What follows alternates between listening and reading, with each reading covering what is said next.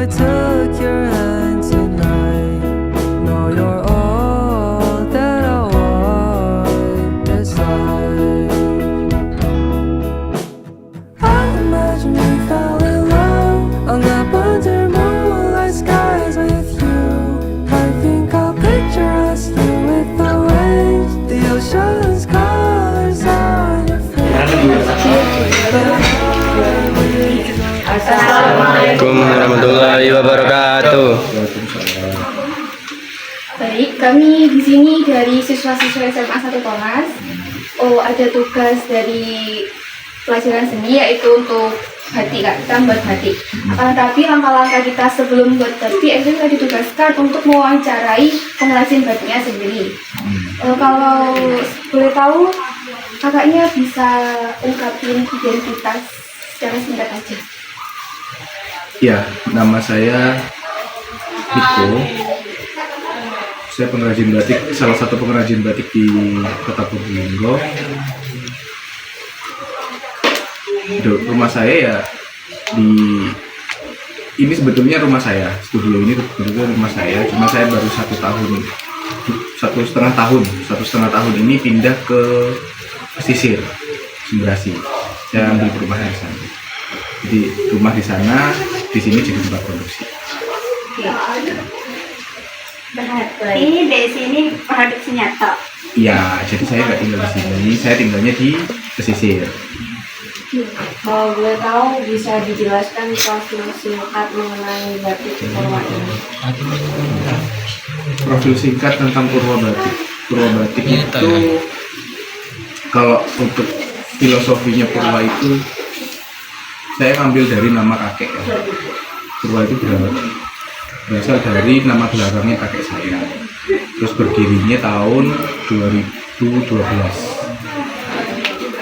Berdiri tahun 2012. Untuk kapasitas produksinya di sini sekitar 100 lembar per bulan. Dan pemasarannya kita sudah sebetulnya fokusnya tidak di Probolinggo. Kita fokusnya sebetulnya di luar Probolinggo. Sebelum Covid kemarin kita pemasaran sudah tembus di Eropa, US sama Australia. Nah, karena Covid, kemarin Covid itu bisa dibilang nggak produksi sama sekali, mati suri. Nah, sekarang setelah Covid kita mulai lagi dari awal. Untuk pasarnya masih tetap di Probolinggo dan di daerah Indonesia. Kalau boleh tahu gimana masnya dapat link buat ekspor ke luar negeri? Pakai Instagram. Jadi diupload di Instagram. Jadi kita pakai Instagram sama Facebook, memanfaatkan itu. Yang nggak tahu awalnya kita kan berteman ngobrol-ngobrol, chatting, mereka pesan kita layani. Ketika pesan, ketika tahunya ketika kita mintain alamat pengiriman. Nah, alamat pengirimannya itu kok di Indonesia. Kalau Eropa itu yang sudah masuk negaranya Denmark, Belanda sama Jerman. Di Amerika itu US, di Philadelphia sama Miami. Kalau Australia di Sydney. Terus kalau yang Asia sendiri kita sudah masuk di Singapura, Jepang sama Qatar. Mungkin bisa diberitahu suka duka selama berdirinya Batik. Ya, batik Purwa ini. Satu yang suka dukanya itu saya berawal dari belajar ya. Awal belajar itu gini. Karena saya kan di sini salah satu pembatik yang paling muda di Kota Probolinggo. Saya tuh bingung. Ketika selesai belajar, saya belajar kan tidak di sini ya. Saya belajar ikut orang di Surabaya 1 bulan. Ketika saya pulang ke sini ada kendala yang tidak ada di materi saya waktu belajar batik itu. Saya tuh bingung, ini harus tanya ke siapa? Sedangkan tanya ke pembatik-pembatik senior itu nggak dikasih tahu. Jawabannya mereka cuma kayak gini, ya wis kayak ngono caranya. Nah itu awalnya itu nggak enaknya gitu. Nah terus kalau nggak enaknya lagi selama 12 tahun ini itu kita perangnya pasar ya. Pasar satu, masyarakat Probolinggo sendiri itu masih belum paham tentang batik yang sebenarnya. Itu yang pertama. Yang kedua, kita perangnya sama printing, sama batik-batik yang ada di pasaran gitu. Itu nggak enaknya ya. Kalau enaknya kalau sudah pasarnya sudah lagi banyak order itu enak gitu. Kalau di kota Probolinggo sendiri peminatnya berkurang, tapi kalau di luar kota Probolinggo pelanggan saya enak-enak semua. Mereka itu kalau beli nggak mikir harga, asal nunjuk aja. Mas ini total berapa? Gitu. Kondisi terserah mau apa nanti tanpa memikirkan. Ada lagi yang kalau misalkan custom pelanggannya enak gitu kan. Kalau pelanggannya cerewet itu biasanya banyak mintanya, itu sih kalau yang custom. Tapi biasanya kalau yang pelanggan yang cerewet, enaknya itu di duitnya. Saya ngomong harga berapapun dia bayar. Biasanya kalau custom itu saya jual di atas harga 5 juta per lembar. Ada yang sampai 5, ada yang sampai 30 juta. Kalau buat pelajar, Kalau untuk pelajar itu biasanya sih ini seragam ya. Kalau yang sudah itu biasanya kita seragam. Itu kita bermainnya di angka harga 200.000 per lembar. itu per lembar berapa meter? Per lembar itu macam-macam. Ada yang 215 cm, ada yang 225 cm, ada yang 250 cm, ada yang 300 cm. Jadi ada 3 meter, ada 2,5, 2,4 sama 2,15. Durasinya Ya kita gini ya, di sini kita fleksibel. Masalah harga itu kita tidak selalu harga segitu.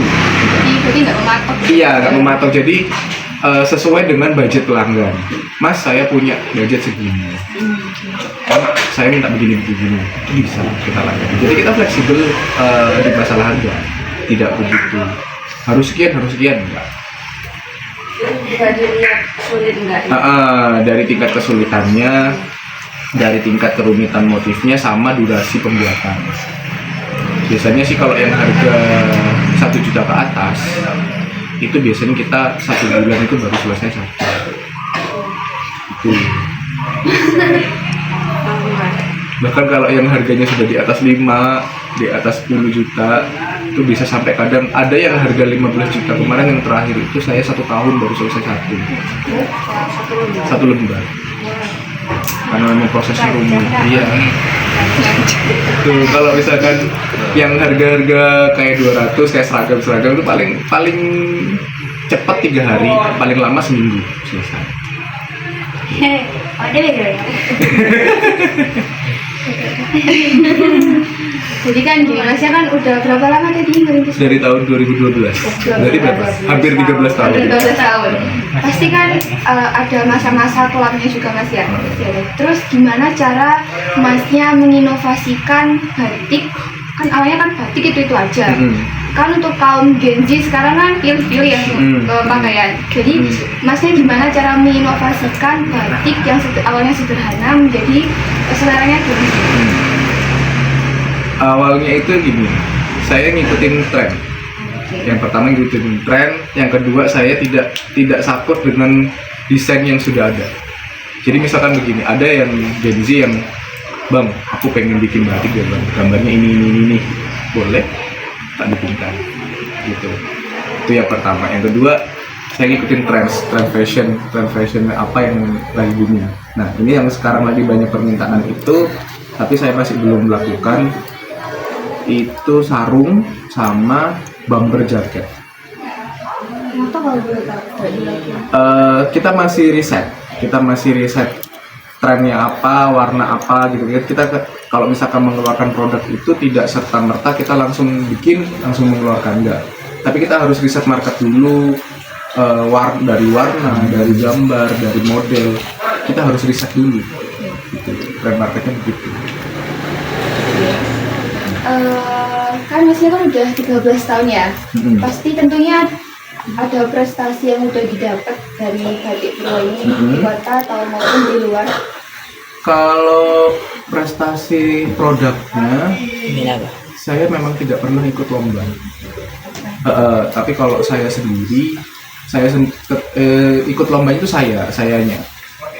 Itu bisa dilihat tadi di depan ada piala kan ya. Itu saya tahun 2011 itu berawal dari itu saya finalis Duta Wisata Kota. Terus tahun 2014 itu saya jadi pemuda kreatif Kota Probolinggo, terus mewakili Kota Probolinggo ke provinsi. Tahun 2020 saya jadi pemuda pelopor Kota Probolinggo. Kalau untuk prestasi produknya nggak ada sih. Belum ada sebenarnya. Iya, dan kayaknya memang saya nggak minat di lomba-lomba kayak gitu. Karena memang kebanyakan yang sering terjadi adalah ketika menang, desain kita diambil lalu di-printing sama penyelenggara. Nah itu saya nggak mau. Mungkin dijelaskan juga motivasi dari awal untuk memulai usaha ini. Mulai sahabat. Berawal dari tuntutan perut sih. Berawal dari tuntutan perut, kita bukan pewaris, kita perintis. Berawal dari sana, awalnya saya kerjanya freelance kan. Saya kerjanya freelance di travel agent dan saya keliling Indonesia. Waktu 2011 sampai 2018, saya keliling Indonesia. Tahun 2012 itu saya dapat tawaran. Karena kerjanya freelance kan tidak setiap bulan ada, hanya tertentu saja. Saya datang tahun 2012 tuh ditawarin, kamu mau nggak belajar batik? Nah dari situ saya belajar batik ke Sidoarjo. Di Sidoarjo itu saya belajar batik. Kenapa saya mau belajar batik? Karena memang saya sudah tertarik dari saya SMP. Karena memang dari SMP itu saya suka banget sama dunia fashion. Saya suka ngamatin model baju bagaimana, trendsnya sekarang apa, begitu. Akhirnya saya berpikiran kenapa sekalian nggak ini ya, kalau kata orang Jawa nggak nyemplung gitu. Waktu lulus SMA itu awalnya mau kuliah di seni, sama orang tua nggak disetujui gitu. Orang tua bilangnya kayak gini, kamu mau kuliah seni mau jadi apa? Mau jadi orang gila? Nah, gitu. Terus saya kuliah, tapi kuliah nggak selesai. 2009 sampai 2011 itu saya sempat kuliah di Malang, tapi nggak selesai karena memang ada faktor X yang membuat saya harus berhenti. Dari situ, akhirnya saya kerja. Nah kerjanya kan karena kerja nggak ada gaji bulanan itu tadi, saya pikir apa ya. Dan saya juga orang itu nggak suka dari dulu, dari SMA, dari SMP, saya kerjanya itu nggak suka diatur orang, nggak suka terikat gitu. Saya soalnya dari SMA itu sudah kerja. Saya pulang sekolah dulu. Kalau dulu kan nggak ada full day ya. Dulu jam 2 siang sudah pulang. Dulu jam 2 siang itu saya pulang sekolah, itu SMA itu saya sudah kerja. Jadi salesnya ini kartu perdana. Papan gitu. Asik gitu. Terus dari situ akhirnya ya wes, pulang dari belajar langsung di makeup. Mungkin kayak misalkan kalau di Probolinggo kan hasilnya itu lebih cenderung ke mangga, anggur. Mungkin ada yang kurang penasaran. Kalau di sini saya malah jarang bikin mangga anggur. Jadi ada inovasi lain. Ada banyak. Saya jarang bikin mangga anggur karena apa? Saya tidak jarang bikin mangga anggur karena memang permintaan pelanggan yang pertama. Yang kedua itu saya sering diajakin sama teman-teman yang di luar Probolinggo. Ketika saya bawa produk saya ketemu dengan sesama pembatik di luar.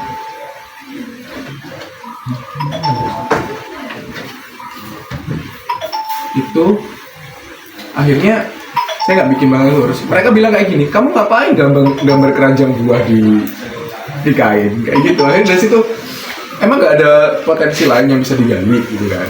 Nah dari situ akhirnya saya menggali.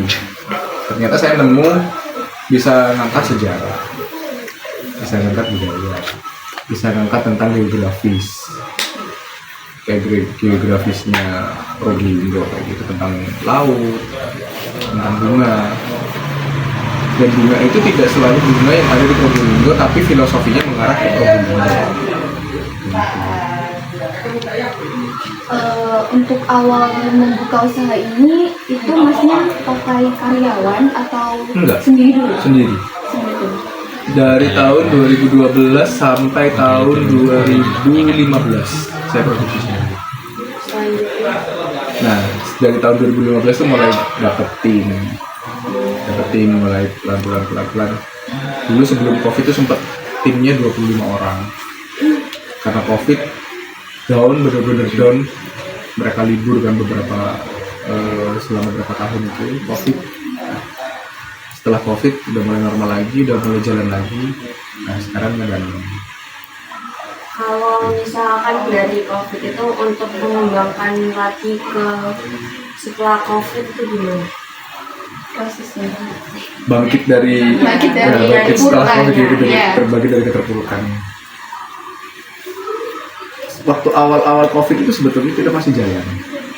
Tahun 2020 itu dimana yang semua sektor itu sudah mulai keok, saya tetap jalan. Waktu itu saya berinovasi bikin masker. Masker itu kain itu. Masker tapi saya bikin beda, bukan dari kain batik yang dipotong-potong jadi masker, tapi saya bikin di pola masker dulu baru dibatik. Gitu. Waktu itu masker itu sampai booming, sampai saya ekspor ke Singapura, bahkan sampai Bu Iriana pesan. Bu Iriana, iya, Bu Presiden. Waktu itu waktu Bu Iriana telepon, waktu Bu Iriana pesan itu bukan orangnya yang pesan, langsung ibu sendiri yang telepon saya. Lewat apa Pak? Telepon WA. Telepon WA waktu itu. Bangga banget pasti ya. Pesannya sih nggak sebanyak jumlah yang saya ekspor ke Singapura. Tapi Pesannya cuma 50 potong. Gemeternya seminggu. Gemeternya seminggu beneran. Sama yang punya Indonesia. Iya. Gemeternya seminggu karena apa? Paling dingin. Karena itu salah satu mimpi saya di tahun 2014 Atau yang kebanggaan. terwujud. Nah, yang terwujud.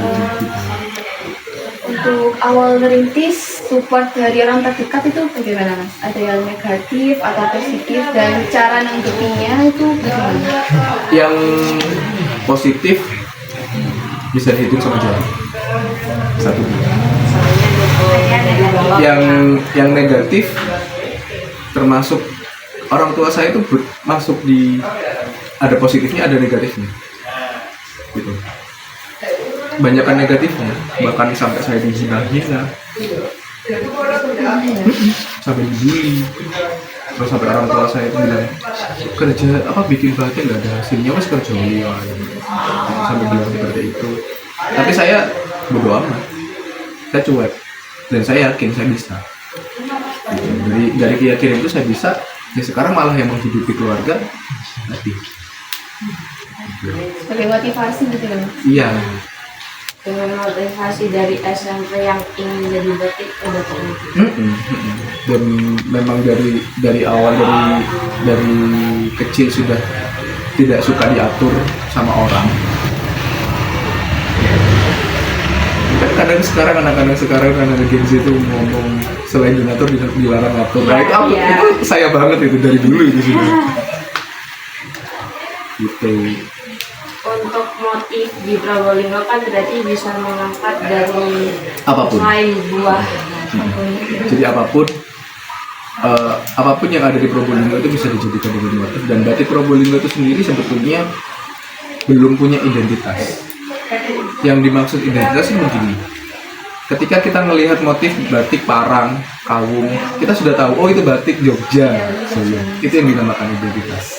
Berarti belum memiliki identitas. Iya, belum punya ciri khas dan identitas. Kalau ciri khas mungkin sudah ya, yaitu gambar-gambar ini. Tapi kan orang itu tidak tahu kalau itu dari Probolinggo. Kita harus menjelaskan ini dari Probolinggo.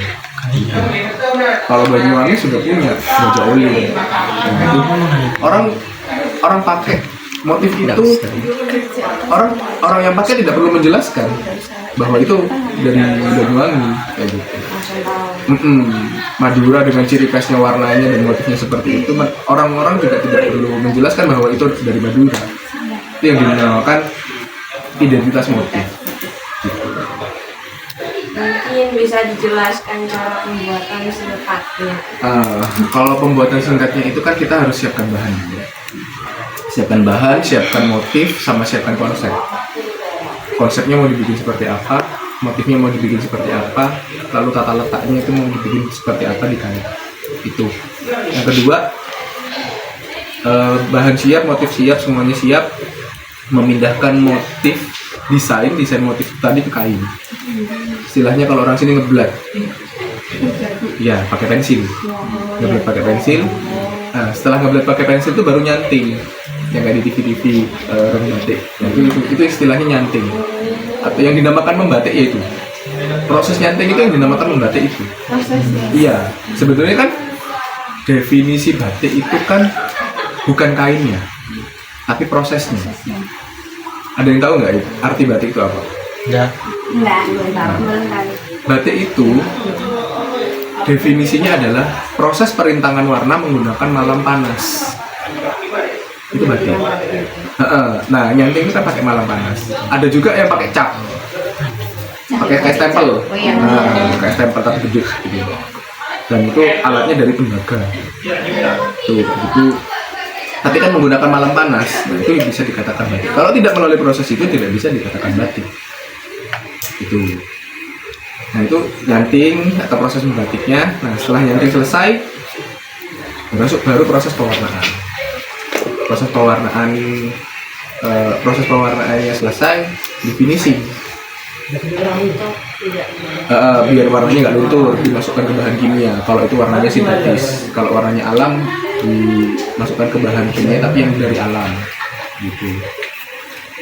Itu dikunci warnanya biar nggak luntur, didiamkan 1 malam. Setelah itu direbus kayaknya. Direbus kenapa direbus? Biar malamnya tadi yang nempel di kain itu lepas. Nah, malam lepas itu akhirnya yang menghasilkan warna-warna putih gitu. Itu awalnya itu ketutup malam, ketutup lilin. Untuk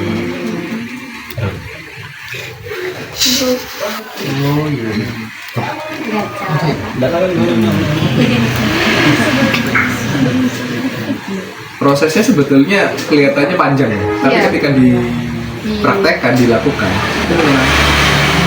Apalagi pas proses mewarna. Pengen. Itu kayak tahu ekoprint itu enggak? Ekoprint itu sebetulnya tidak masuk di kategori batik. Dia masuknya di Shibori, Taida ya. Dia berasal dari Eropa. Bukan batik. Banyak kelirunya orang sekarang itu mengatakan batik ekoprint. Itu sebetulnya nggak bisa. Ekoprint ya ekoprint sendiri, Shibori sendiri. Jadi Beda. Banyak karena apa? Orang menyebut seperti itu karena memang tidak banyak orang tahu tentang definisi batik. Gitu. ada PL lain mungkin dari mana? Ada yang mau tanya lagi? Yang cowok-cowok nggak ada yang tanya? Kan cowok. Ini ada pertanyaan. Takon. Biasanya kalau pekerjaan batik seperti ini itu identik sama perempuan. Iya. Tapi 80% pembatik di Indonesia itu laki-laki. Rata-rata. Sakingnya ada iso. 80% pembatik di Indonesia itu laki-laki. Termasuk salah satu guru saya yang saya kan punya 2 guru, yang satu di Sidoarjo, yang satu di Jogja. Nah yang tetap berlanjut komunikasi itu yang di Jogja. Itu juga laki-laki. Itu dosen isi, dosen prodi batik. Itu beliau ngeri kalau gambarnya. Batik termahalnya dia 1 lembarnya laku 15 miliar. Aduh. Ada yang Proses pembuatan berapa tahun? 5 tahun. Siapa yang beli? Itu yang beli Satu lembar. siapa? Satu lebih bisa. Kolektor. Kolektor. Ada yang 300 juta, ada yang 75 juta. Langsung tuh kuman. Itu batik itu memang asik. Jadi kalau misalkan jual batik itu kita tuh tidak ada patokan harga. Fleksibel. Iya fleksibel, mau dijual harga 300 iya, 200 iya, 500 iya, puluhan juta juga iya, asalkan sesuai dengan harga. Iya. Maksudnya itu begini, kain yang kita jual itu sesuai dengan harganya.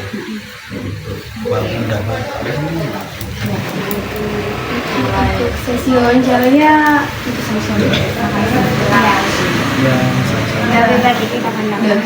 Enggak, sesi selanjutnya kita mau negosiasi terkait harga buatannya. pembuatannya. Mungkin aja jadi cut. Jaya, jaya, jaya, luar biasa.